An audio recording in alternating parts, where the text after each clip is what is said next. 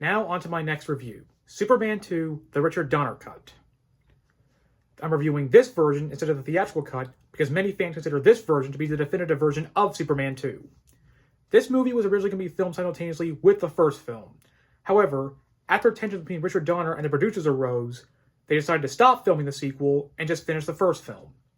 After the success of the first film, Richard Donner was fired and replaced with Richard Lester. Lester did use a lot of Donner's material. However, he reshot a lot of his own stuff so he could get a full director's credit. And while the second film was a critical and commercial success upon release, many fans were curious to see what the Richard Donner cut would be like. And thus, they made a petition for the film to get released. And after the passing of Marlon Brando, his family's estate gave Warner Brothers permission to use his footage from the sequel, and thus, that also gave Warner Brothers permission to release its version of the film. What do I think of it?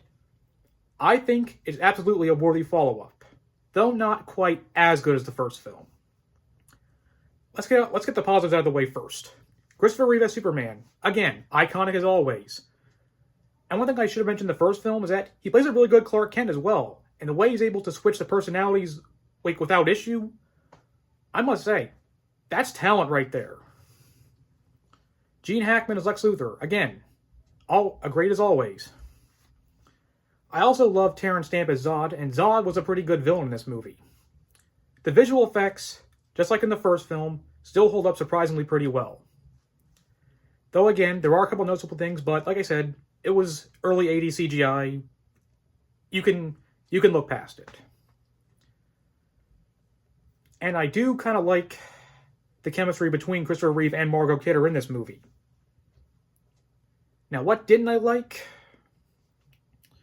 Well, the ending was a bit derivative of the first film, but when you look at this movie's production history, it is a bit understandable.